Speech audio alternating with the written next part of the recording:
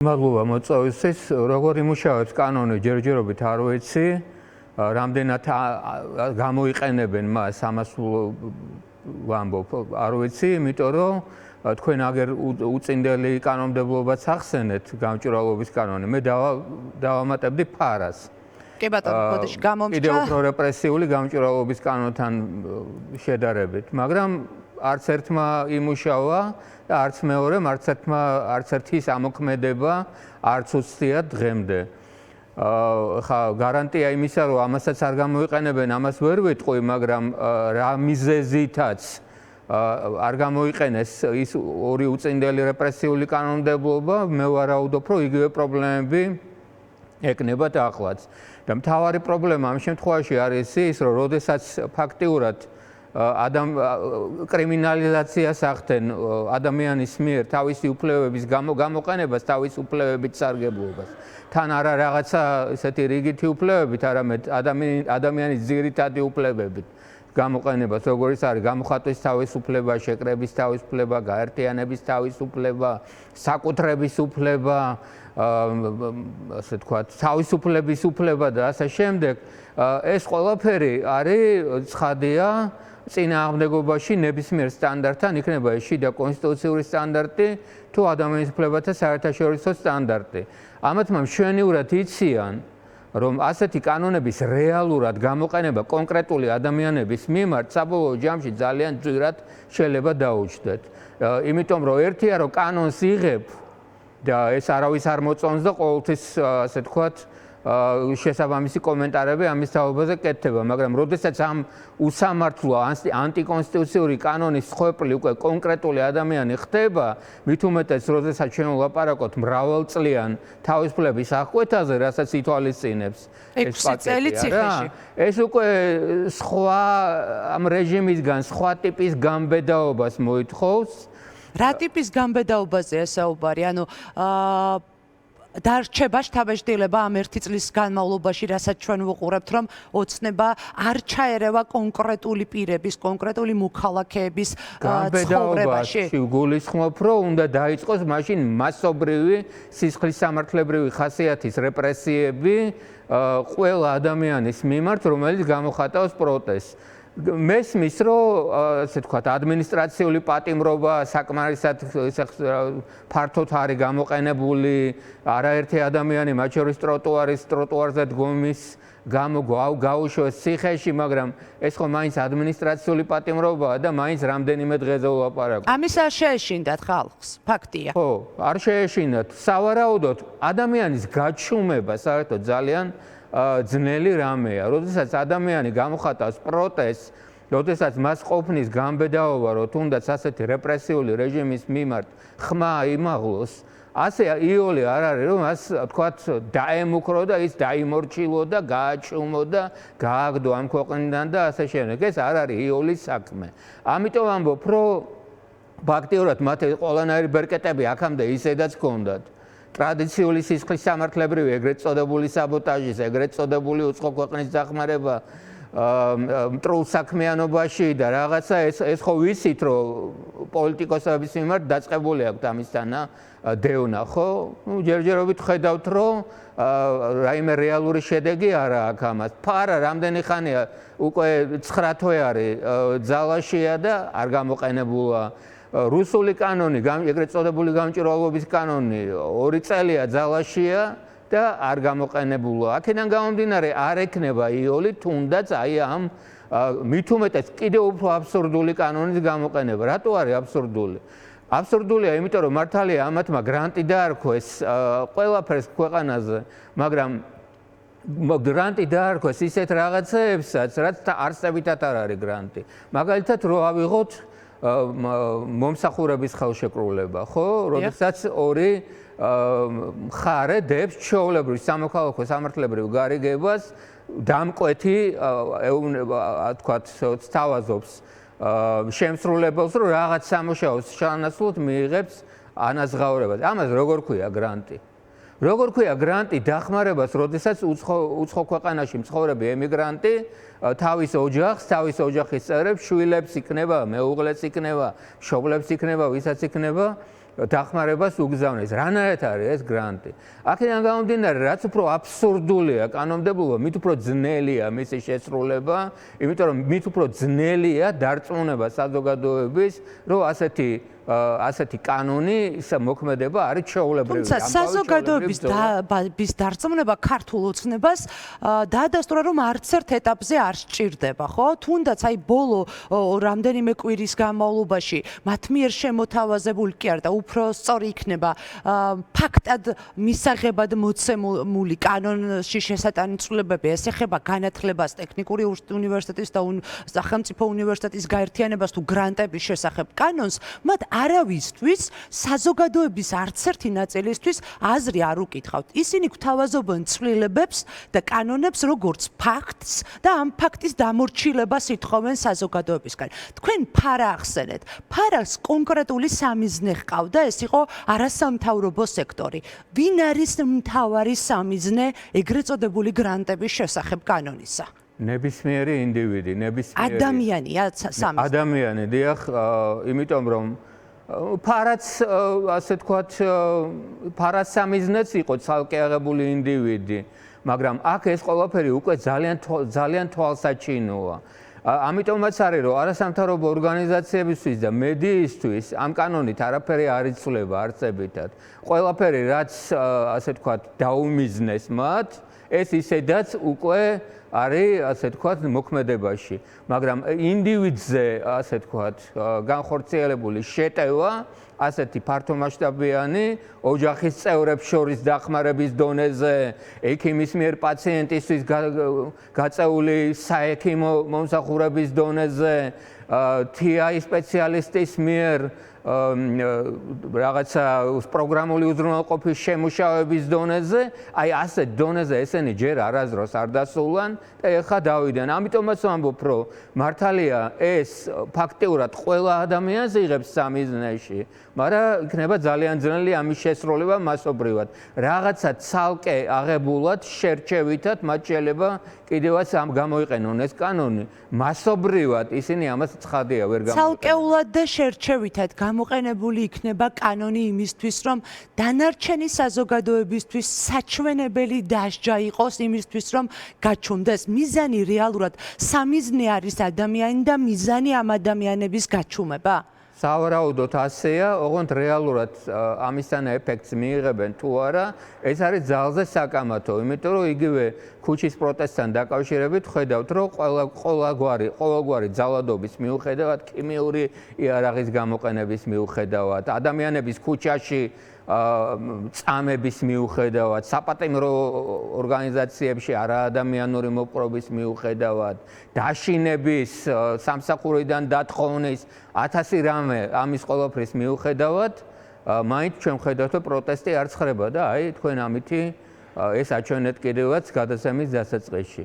ამიტომ მე არ ამგონია, რომ მათ საბოლოო ჯამში შედეგს მიაღწიონ, იმიტომ რომ ქართველი ხალხი, რომელიც საუკუნეების განმავლობაში იბრძოდა დამოუკიდებლობისთვის, რომელმაც ეს დამოუკიდებლობა ბოლოს და ბოლოს მოიპოვა, უკვე 30 წელიწადზე მეტია, რაც დამოუკიდებლები ვართ და მით უმეტეს ასე ახლო იყო ევროპა და ის ცივილიზაციური სამყარო და გარემო, რომელსაც ჩვენ მივეკუთვნებით, ამასთან შეგუება განსაკუთრებით ახალგაზრდა ადამიანებისთვის არის შეუძლებელი. საზოგადოების მთლიანად გაჩუმება არის შეუძლებელი. საბჭოთა კავშირი ბევრად უფრო რეპრესიული, ბევრად უფრო ძლიერი სახელმწიფო იყო, მაგრამ იქაც არსებობდნენ დისიდენტები, რომლებიც მაგალითს აძლევდნენ დანარჩენ საზოგადოებას შეუპოვრობისა, პატრიოტიზმისა და საკუთარი ქვეყნის სიყვარულისა და ახლა ჩვენ ერთეულებზე კი არ ვლაპარაკობთ, ათეულობით ადამიანზე ვლაპარაკობთ, რომელიც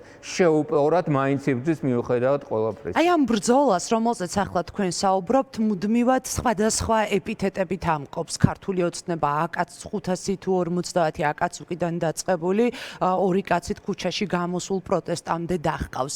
რისი გამოვლინება ოცნების მიერ ამ ახალი კანონის შემუშავება, ის რომ მათ მიერ დაწესებულმა რეპრესიულმა კანონებმა ხმა ვერ იმუშავა, თუ იმის რომ მათ შიში აქვთ იმ ადამიანის, რომელსაც თავისუფლება, რომლისთვისაც თავისუფლება არის მთავარი ღირებულება. ჩემი აზრით ვერ მიღწევა მიზნის, რომელიც აქამდე მიღებული კანონმდებლობის მიმართ ვამბობ, მათ ვერ იმუშავეს საბოლოო ჯამში.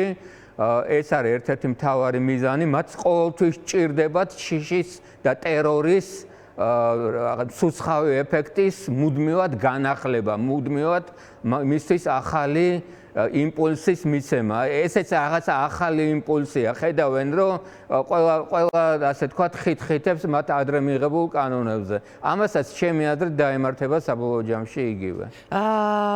ჩვენ ევროსაბჭოს კომისრის გამოხმაურება მოვისმინეთ Amnesty International-ის საკმაოდ ძალიან მკაცრი შეფასება გრანტების კანონის შესახებ. საერთაშორისო ჭრილში რომ ავიღოთ და ვილაპარაკოთ ადამიანის უფლებების უხეშ დარღვევაზე, ფაქტობრივად გამოხატვის თავისუფლების სრულად შეზღუდვაზე, რას უნდა ელოდოს ოცნების რეჟიმი ჩვენი დასავლელი პარტნიორებისგან, მოჰყვება თუ არა მძიმე შედეგები ოცნებისთვის და მათ შორის ქვეყნისთვისაც. ყველაზე სწრაფი შედეგი, რადგან ჩვენ ახლა შეგვიძლია ვილაპარაკოთ, არის ის, რაც სულ რამდენიმე დღის წინ გავიგეთ, რომ EUTHO-ს წევრმა 24 ქვეყანამ წამოიწყო ეგრეთ წოდებული მოსკოვის მექანიზმის ამოქმედება საქართველოსთან მიმართებით. ეს არის ძალიან ძლევამოსილი საშუალება EUTHO-ს წევრ ქვეყანაზე, ასე თქვა, ზეგავლენის მოხდენისა, როდესაც ეს ქვეყანა უხეშად არ ღვევს და არა უბრალოდ არ ღვევს, არამედ მასობრივად ფეხქვეშ თევლავს ადამიანის ძირითად უფლებებს, რომლებსაც მათ შორის სხვა საერთაშორისო მექანიზმებთან ერთად, საერთაშორისო სამართლებრივ ინსტრუმენტებთან ერთად, ასევე განამტკიცებს EUTHO-ს დამფუძნებელი, ასე თქვათ, დოკუმენტები. EUTHO რო გავიხსენოთ, ეს არის ორგანიზაცია, რომელიც შეიქმნა 1970-იან წლებში, როდესაც ჰელსინკის დასკვნითი აქტი ევროპაში უსაფრთხოების და თანამშრომლობის კონფერენციისა იქნა მიღებული. აი იმ დოკუმენტის ასე თქვათ, იმ დოკუმენტით შექმნილი ორგანიზაცია არის EUTHO. რატო შეიქმნა ის დოკუმენტი? ის დოკუმენტი შეიქმნა იმისათვის, რომ ეს იყო ერთადერთი იმ დროისთვის მძლავრი ბერკეტი, რომლითაც საერთაშორისო თანამეგობრობა უზრუნველყოფდა საბჭოთა კავშირის მიერ, ტოტალიტარული საბჭოთა კავშირის მიერ რაღაცა გარკვეული საერთაშორისო სამართლებრივი ვალდებულებების შესრულებისა. აი ეს მექანიზმია EUTHO. მოსკოვის მექანიზმი არის ძალიან ძლევამოსილი ინსტრუმენტი იმისა, რომ დაიდოს ძალიან მაღალი რანგის და დონის მტკიცებულება, სადაც იქნება დაფიქსირებული ამ რეჟიმის მიერ ადამიანის უფლებების, სხვადასხვა უფლებების უხეში დარღვევა. ამ მტკიცებულებების დადებას რა მოჰყვება, ბატონო სანდრო? ყველაფერი, რაზეც აქამდე შეიძლებოდა თავს იკავებდა საერთაშორისო თანამეგობრობა, მათ შორის ცალკე აღებული ქვეყნები, ამას შეიძლება მოყვეს უფრო მძლავრი სანქციები, აი სწორედ ამ დოკუმენტზე დაყრდნობით, იმიტომ რომ თუ კი რამე შემაფერხებელი გარემოება არსებობდა, იურიდიული ხასიათის შემაფერხებელ გარემოებას ვამბობ მე, მტკიცებულებითი უზრუნველყოფის კუთხით ვამბობ, თუ კი დასავლელი პარტნიორები საქართველოსი რა იმის გამო ასე თქვა თავს იკავებდნენ შემდგომი ნაბიჯების გადადგმისგან, ეს იქნება მათთვის იურიდიული საფუძველი, რომ აწითავი აღარ შეიკავონ. ეს დასკვნა შესაძლოა ოცნებისთვის საერთაშორისო ასპარეზზე განაჩენიც კი აღმოჩნდეს პოლიტიკურ განაჩენს გულისხმობ. ეს არის მტკიცებულებითი საფუძველი, რომლებზეც შეიძლება იყოს მიღებული, რასაც თქვენ ეძახით განაჩენს. ბატონო სანდრო, რომ დაუბრუნდეთ გრანტების შესახებ კანონს, ნის ნაწილს, სამართლებრივი მექანიზმების ნაწილზე გულისხმობ ბერკეტებს სამართლებრივს, რომელიც არასამოქალაქო სექტორს, არასამთავრობო ორგანიზაციებს თუ პოლიტიკურ ძალებს ხელში უჭირავთ, გულისხმობ საკონსტიტუციო სასამართლოს და შემდგომ ნაბიჯებს, რა მიმართულებით შეიძლება წავიდეს პროცესი იმისთვის, რომ მინიმუმ შეჩერება მოხდეს და თუ კი საკონსტიტუციო სასამართლოში შევა სარჩელი და დაიწყება, ასეთი თუ მოხდება, კანონის ამოქმედებას აჩერებს თუ არა ეს? ისეთ რა მე საკონსტიტუციო სასამართლოს იმედი არ მაქვს და ამას ზოგადად კი არ ვამბობ. ამას ვამბობ კონკრეტული სამწუხარო გამოცდილებიდან გამომდინარე. 154-მა არასამთავრობო ორგანიზაციამ და ცალკე აღებულმა აქტივისტმა შევიტანეთ 2024 წლის ოქტომბერში საკონსტიტუციო სარჩელი სასამართლოში რუსულ კანონთან მიმართებით და გახსოვთ რომ მან არ შეაჩერა იმ კანონის მოქმედება.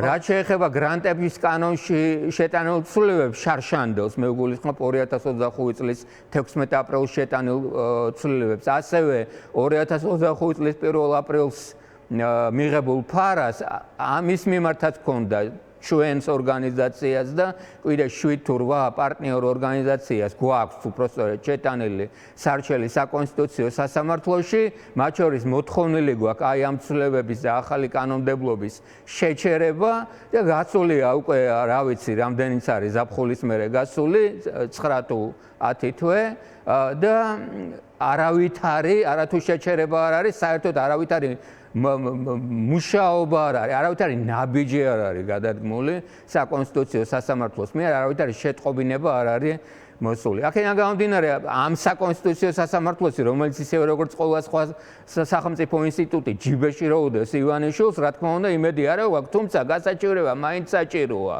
მაინც საჭიროა. ეგ მეგულისხმებ, შიდა სივრცეში სამართლებრივი ბერკეტების ამოწურვავი გულისხმებ. შიდა სამართლებრივი მექანიზმების გამოყენების კუთხით არის საჭირო და კიდევ ერთხელ საჭიროა თუნდაც ისტორიისთვის, რომ როდესაც მე ეს საკონსტიტუციო სასამართლო თავისი ეგრეთ წოდებული მოსამართლეებით, როდესაც ისინი მოსამართლეები აღარ იქნებიან და რაღაცეების ლაპარაკს საზოგადოებაში ხო დაიწყებენ, აი მათ შორის ეს მათი უსრული უმოქმედობა, დანაშაულებრივი უმოქმედობა, აი ამას ყველაფერს, აი ამ მათ ბიოგრაფიაში კიდევ ერთი სამარცხვინო ფურცლის ჩაწერის გამო თუნდაც, აი ამის ყველაფრის გაკეთება არის საჭირო, მაგრამ ამასთანავე არსებობს ასევე სტრასბურგი და წინა კანონმდებლობაც ასევე არის გასაჭიროებული სტრასბურგის სასამართლოში და იგივე ბედი უნდა ეწიოს აი ამ ეხლანდელ ცვლილებებსაც. მადლობა ბატონო სანდრო ბარამიძეს უსმენდით ჩვენ პირდაპირ ეთერში